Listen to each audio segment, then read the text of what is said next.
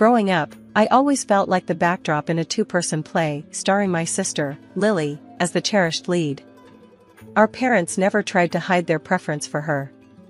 It was like living in a house where I was the guest, and Lily was the princess. From as early as I can remember, Lily got everything: the best dresses, the new toys, and most importantly, their attention. I got hand-me-downs, stuff from bargain bins, and the occasional nod that yes, I existed too. One evening, I was about 10, I remember sitting at the dinner table. Dad was going on about Lily's school project. "Look at this castle Lily made. Isn't it something?" Dad said, his eyes lighting up like Christmas trees as he held up a glitter-covered cardboard castle. Mom nodded, beaming at Lily. "It's beautiful, sweetheart. You're so talented." I had made a volcano that actually erupted, but it was sitting on the other end of the table, unnoticed. "Mine erupts," I muttered, but no one paid attention. Lily, with her bright green eyes sparkling, leaned over and whispered loud enough for only me to hear. "It's just baking soda and vinegar. Not a big deal." I clenched my fists under the table, feeling my face heat up. But I stayed quiet. Arguing with Lily only made things worse, because somehow, I always ended up being the bad guy. Grandma was the only one who saw through it all. She lived with us, thank God, and she was my one ally. One day, after a particularly nasty episode where Lily had blamed me for breaking a vase I hadn't even touched, Grandma pulled me aside. "You know, Anna, your parents might not see everything, but I do. You're just as special, never doubt that," she said, her voice firm and reassuring. "I wish they could see that too," I replied, looking down at my scuffed shoes. Grandma hugged me tightly. "I've told your dad time and again. Children should be loved equally." But it never changed. As we grew up, Lily turned into a master of manipulation. She had our parents wrapped around her finger, and anything she did wrong somehow got pinned on me. One day, I overheard her talking on the phone with a friend. "Anna is such a loser. She thinks Mom and Dad actually care about her. It's hilarious." I stormed into her room, furious. "Why do you have to be like this, Lily? What have I ever done to you?" She just smirked, her red hair like a halo of fire around her wicked grin. "Oh, Anna, don't be such a drama queen. Everyone knows I'm the good one here." I wanted to yell, to scream that she wasn't, that she was lying and cruel. But I knew better. It would just end in tears, mine. Instead, I walked away, my heart pounding, knowing I had to get out of this house as soon as I could. When high school ended, and I got into college, I was ready to leave and never look back. But my parents refused to pay for my tuition. They said it was because I wasn't serious enough about my future. Luckily, Grandma stepped in. She paid my fees, telling me to use this chance to build a life for myself, away from the shadow of my sister. College was like stepping into another world, one where no one knew about Lily or how I was always the second choice in my family. It felt like I could finally breathe, like I was shedding an old skin that never really fit me in the first place. The first person I met on campus was Carla, my roommate. She was from another state and didn't know a thing about me, which was refreshing. Carla had this straightforward way of talking that I wasn't used to back home. "Hey, I'm Carla. You're Anna, right? Let's make this room cool, okay?" she said as soon as I walked into our tiny dorm room, her words direct and devoid of any pretense. "Sure, sounds good to me," I replied, grateful for her easy demeanor. In those first few weeks, Carla showed me around, introducing me to her friends and pulling me into her social circle. I was hesitant at first, unsure how to act when no one expected me to fail or fade into the background. Hanging out with Carla and her friends, I realized they spoke their minds, no filters, no walking on eggshells. It was all straightforward and, honestly, kind of liberating. "Anna, you gotta loosen up. We're all here to have a good time, not judge each other," Carla said one night as we sat in the common room, surrounded by laughter and the smell of microwave popcorn. "I know, I'm just not used to this," I admitted, feeling a bit out of place, but welcome at the same time. Well, get used to it. You're with us now, she said with a wink. As the semester went on, I started joining study groups, attending class regularly, and really throwing myself into my marketing courses. My professors noticed. Miss Grant, your project was impressive. You have a knack for this, Professor Jacobs commented one day after class, handing back a paper I'd written with a high grade on it. Thank you, Professor. I really enjoyed working on it, I said, feeling a pride I hadn't known before. At the end of my first year, I got a summer internship at a local marketing firm. I was over the moon. I called Grandma to tell her the news. That's wonderful, Anna. I knew you could do it. Grandma's voice crackled over the phone, filled with genuine pride. Thanks, Grandma. I couldn't have done it without your help, I replied, feeling a lump in my throat. And you'll do even more. Just watch, she said, her confidence in me unshakable. By the time senior year rolled around, I was a different person. I had confidence, real friends, and a career path that excited me. College gave me the freedom to be who I wanted to be, away from the shadow of my family's expectations and Lily's manipulative antics. After graduation, I landed a job at a well-known cosmetology company in the city. But it wasn't just my career that was about to change, my personal life was on the brink of something entirely new. It all started at a city exhibition where different companies showcased their products. I was in charge of our company's booth, explaining the benefits of our latest skincare line to anyone who showed interest. Looks like you really know your stuff, a voice said from behind me. I turned around to see a tall guy with an easy smile watching me. Thanks. I try, I responded, brushing a loose strand of hair from my face. I'm Michael, he introduced himself, extending his hand. Anna, I replied, shaking his hand. There was an immediate, undeniable spark. We chatted casually at first about the products and the exhibition. But then, the conversation shifted.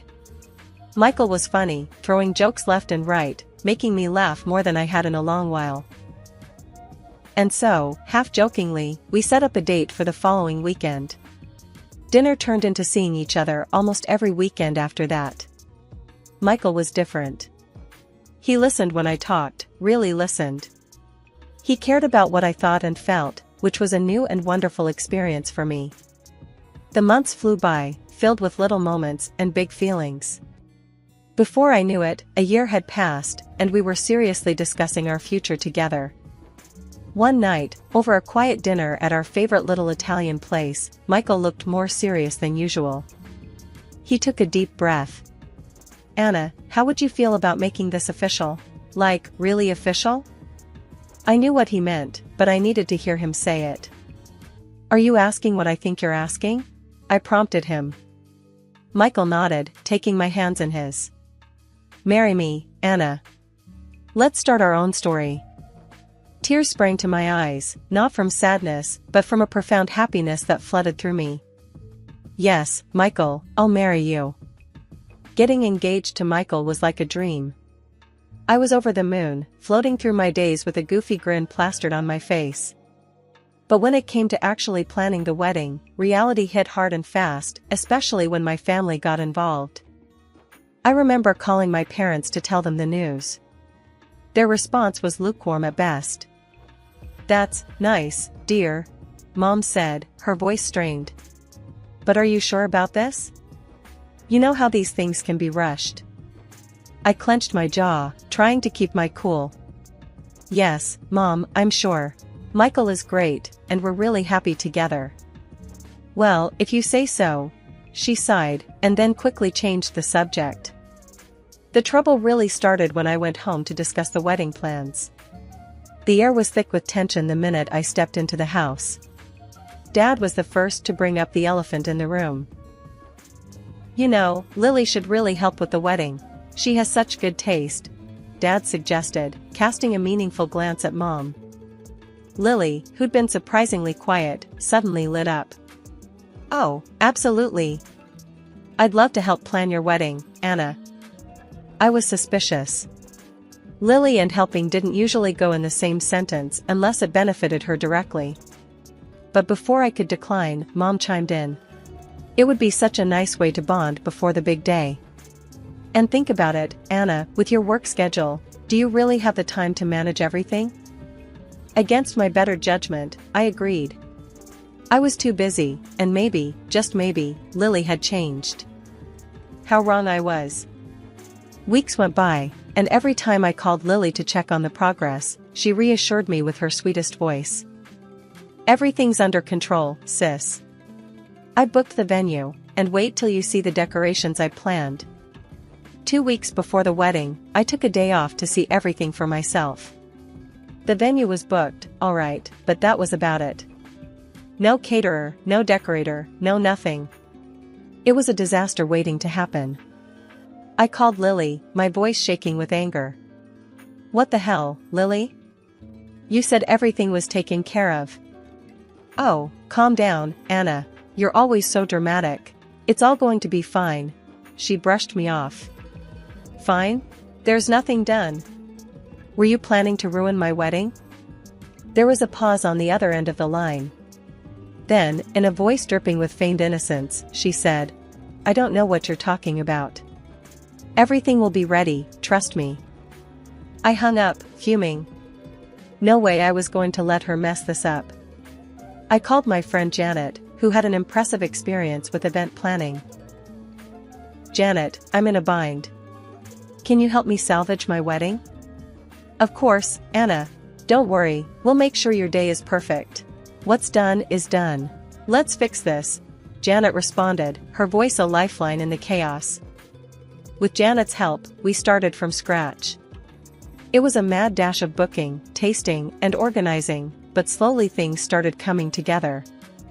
The day before the wedding, I confronted Lily again. This time in person. She just shrugged. Look, I did what I could. If that's not enough for you, then maybe you're expecting too much, Lily said, her voice cool and detached. I expected my sister to have my back. Clearly, I was wrong, I replied, my voice steady, despite the anger boiling inside. Despite all the setbacks, the wedding day arrived, and it was everything I had hoped for and more. The venue looked beautiful, the food was delicious, and the music set the perfect mood. As I danced with Michael, feeling like the luckiest woman in the world, I almost forgot about the chaos Lily had tried to cause. Almost. But as the evening wore on, the inevitable couldn't be avoided. It was time for the speeches, and my heart sank as Lily stepped up to the microphone, her smile a little too sweet. Hello, everyone. Lily's voice was bright, carrying over the crowd. I just want to say how happy I am for Anna and Michael. Being the maid of honor and the wedding planner was such an honor. I could feel the anger bubbling up inside me. The lies were too much. She was taking credit for everything Janet and I had scrambled to fix. My hands clenched into fists under the table, but Michael squeezed my hand, giving me a look that said, let it go. But then Mom took the microphone from Lily, her eyes glistening with pride, for Lily, not for me. And we need to thank Lily for saving the day. We are so proud of how you stepped up. Anna, you should be grateful to have such a wonderful sister. That was it. I couldn't hold it in any longer. Actually, I started, my voice loud enough to draw every eye in the room to me. I stood, my chair scraping back sharply. I think there's been a misunderstanding. The room went silent, all chatter stopping as everyone waited for what I would say next. Lily didn't plan this, I said, my voice steady, despite the shaking in my legs. 2 weeks before today, I found out nothing was prepared. No flowers, no caterer, not even a cake. If it wasn't for my friend Janet, who is here tonight, this day would have been a disaster. Lily stood up, her chair clattering behind her. That's not true. I did so much for this wedding. Anna, why are you always trying to make me look bad? Why? You wanted this day to fail.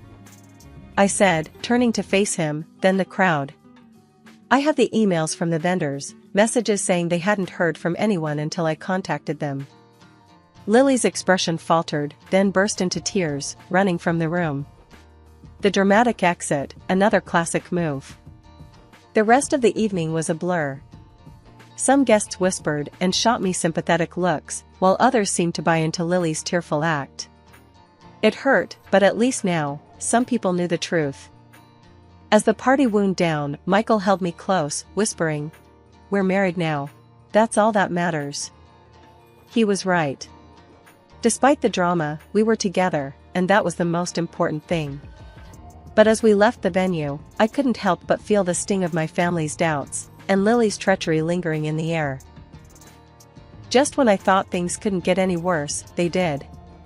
My sister Lily disappeared, leaving behind nothing but her car, her purse, and a damning note that pointed the finger straight at me.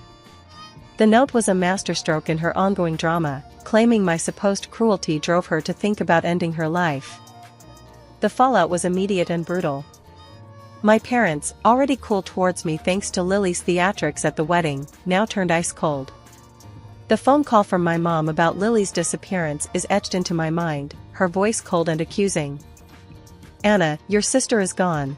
She left a note, and she blames you. She said you've been cruel, that you pushed her to this," Mom said, each word like a dagger. "That's ridiculous.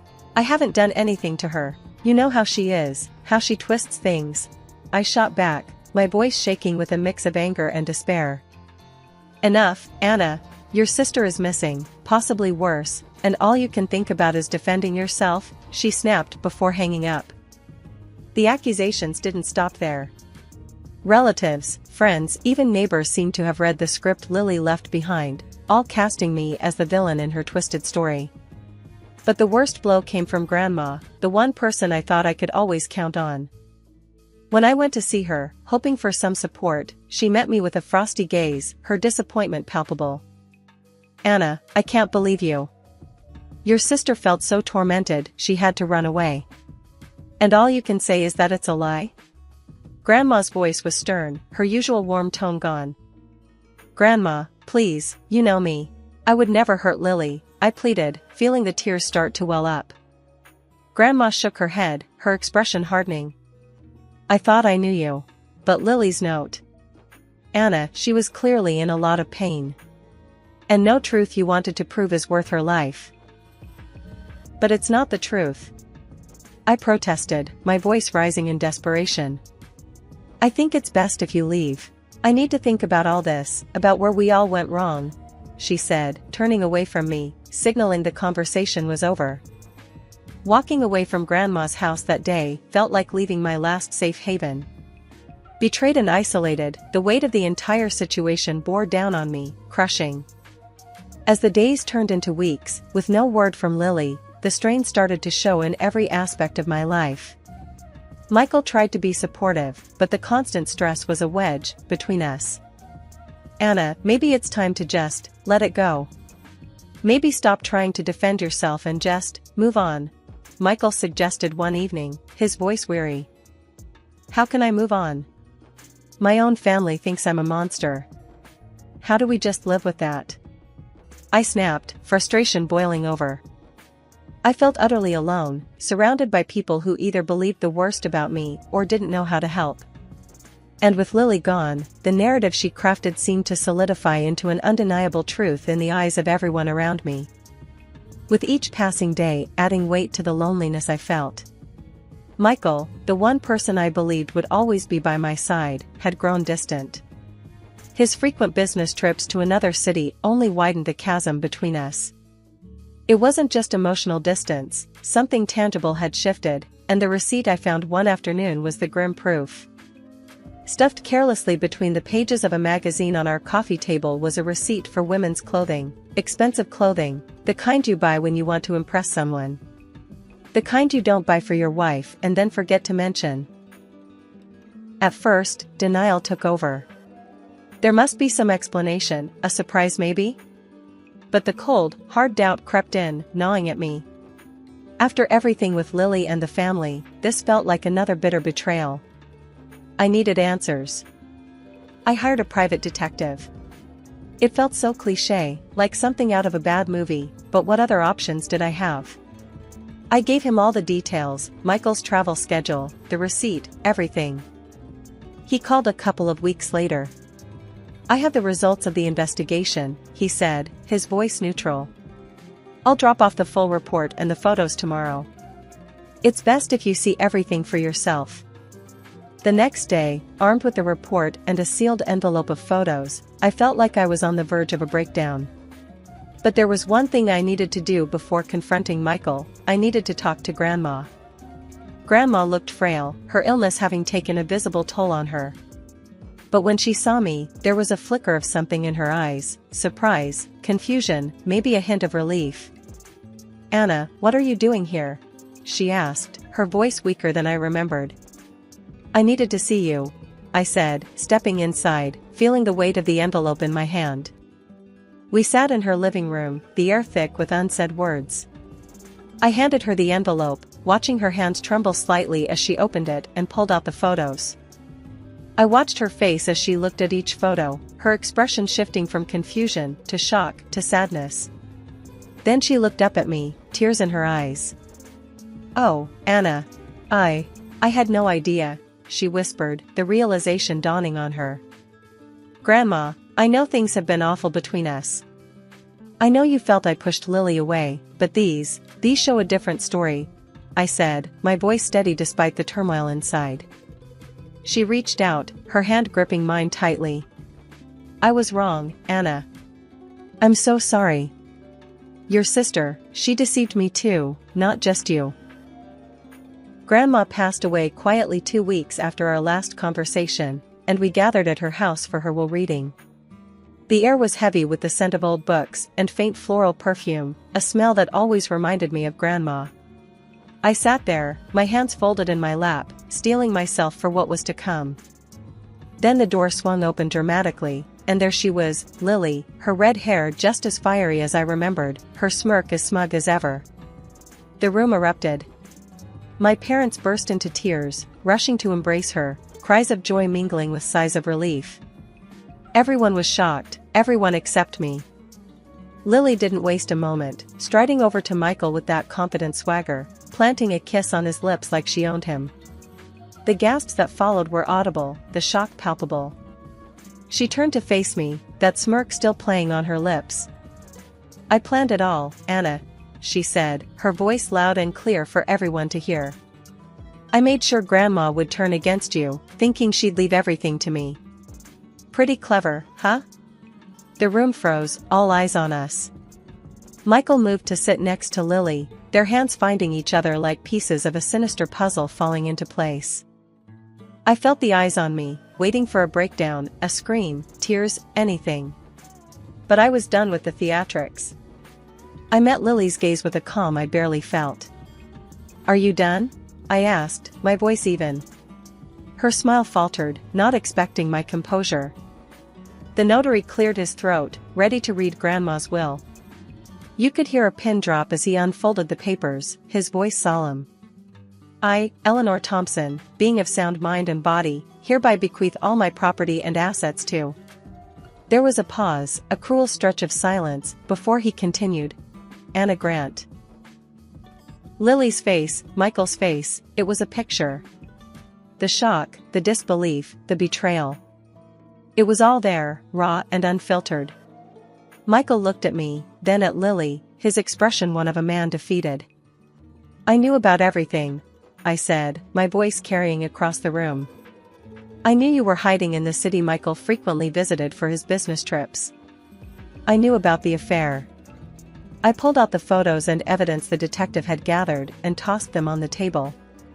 The room erupted into chaos, voices raised in shock, anger, disbelief. My parents, still clinging to their golden child, looked at me with eyes full of questions and accusations. Lily and Michael started blubbering, apologies and excuses spilling out. "Anna, please, we didn't mean..." "Save it," I cut them off, my heart hardening against their fake pleas. "I'm filing for divorce, and I want compensation for the betrayal." My statement was met with stunned silence, then more whispers. Lily tried to reach out, tears streaming down her face, but I was done. "You made your choice," I told her coldly. After the meeting, as the room cleared, I stayed back, letting the reality of everything wash over me. The money, the property, it meant nothing compared to the betrayal. I signed the necessary papers, my signature steady, my resolve clear. Life moved on. I settled the divorce, received the compensation, and started rebuilding my life, piece by piece. It was hard, harder than anything I'd ever done. But for the first time in a long time, I felt like I was in control of my own story.